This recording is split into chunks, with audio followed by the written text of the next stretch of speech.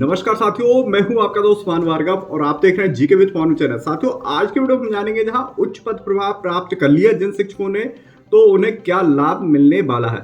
ये आप सभी के कमेंट्स आ रहे थे, मुझे पर्सनल कमेंट्स दिए और साथ में ग्रुप पर भी जो कमेंट्स थे उन्हीं के आधार पर हम प्राथमिक शिक्षक से माध्यमिक शिक्षक जो बने हैं वह शिक्षक और साथ में सहायक शिक्षक से उच्च श्रेणी शिक्षक के पद पर पदोन्नत हुए हैं। पदोन्नत यानी उच्च पद प्रभार जिन्हें प्राप्त हुआ है, तो उन्हें क्या क्या लाभ मिलने वाले हैं ये इस वीडियो में हम जानेंगे। साथियों, वीडियो को लाइक एंड शेयर करना नहीं भूलिएगा। जैसा कि पहला सबसे बड़ा लाभ आगामी समय में मिलने वाला है, जैसे ही यह परीक्षाएं समाप्त हो जाएगी और साथ में जो निर्वाचन का कार्य है, लोकसभा निर्वाचन, उसके उपरांत शिक्षकों को यह लाभ मिलने वाले हैं।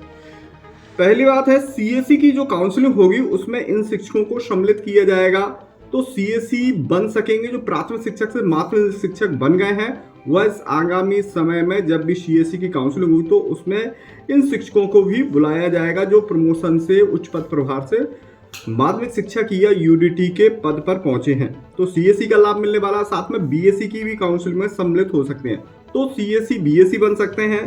साथ में आगामी अगस्त सितंबर माह में या जुलाई माह में इसका विज्ञापन जारी होगा। Area education officer, area education officer जो अभी जन शिक्षा केंद्र कुछ लैब्स किए गए हैं और नए जन शिक्षा केंद्र क्रिएट किए गए हैं, तो उन जन शिक्षा केंद्र पर 2 एईओ और 1 वरिष्ठ एईओ की नियुक्तियां होना है, यानी 3 एईओ बनेंगे, जिसमें से वरिष्ठ जो एईओ रहेगा वह उच्च माध्यमिक शिक्षक बनेगा और साथ में माध्यमिक शिक्षक के पद पर या उच्च श्रेणी शिक्षक से जो जूनियर एईओ रहेंगे, तो इसका लाभ मिलने वाला है हमारे जितने भी उच्च पद प्रभार प्राप्त शिक्षकों के लिए।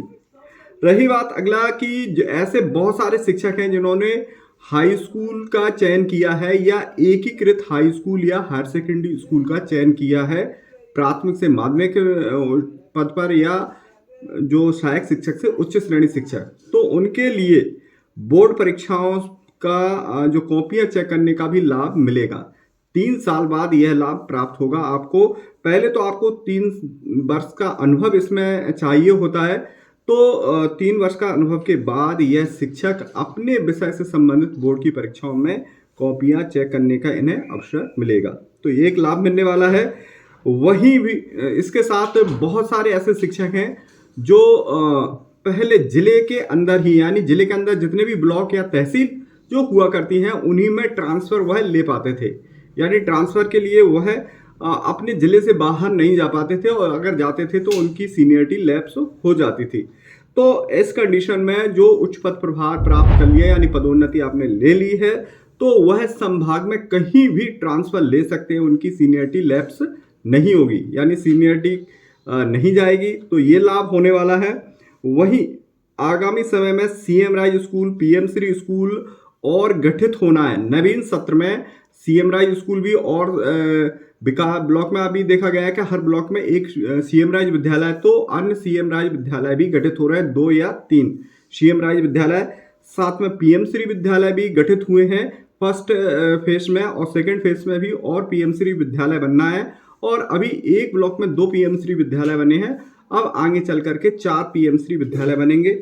और साथ में जो विशिष्ट विद्यालय, उत्कृष्ट विद्यालय, उनमें आगामी समय में परीक्षा दे करके शिक्षक पहुंचेंगे, तो यह शिक्षक उनमें परीक्षा दे करके उन विद्यालय में पहुंच सकते हैं। यानी आप माध्यमिक शिक्षक के पद पर पहुंचे हैं उच्च पद प्रभार से, तो आप परीक्षा दे करके उन विशिष्ट विद्यालयों में भी अपने सब्जेक्ट से उनमें लाभ मिल सकते हैं, यानी विशिष्ट विद्यालय में भी पहुंच सकते हैं।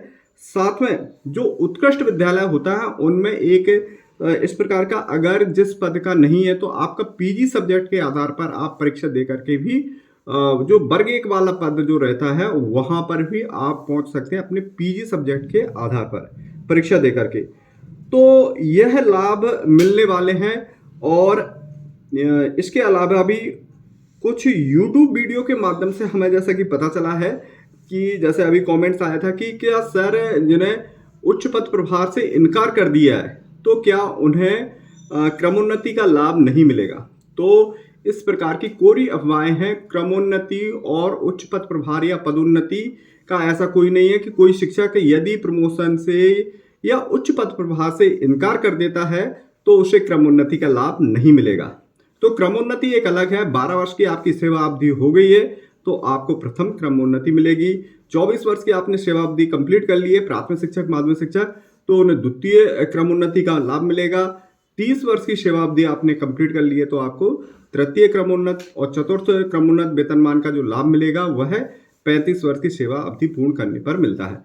तो साथियों, इसी प्रकार की अपडेटेड जानकारी हम एवरी डे लेकर के आ रहे हैं, तो हमारे चैनल को सब्सक्राइब कीजिए। मिलते हैं अगले अपडेटेड वीडियो के साथ, तब तक के लिए जय हिंद, जय भारत, जय मध्य प्रदेश।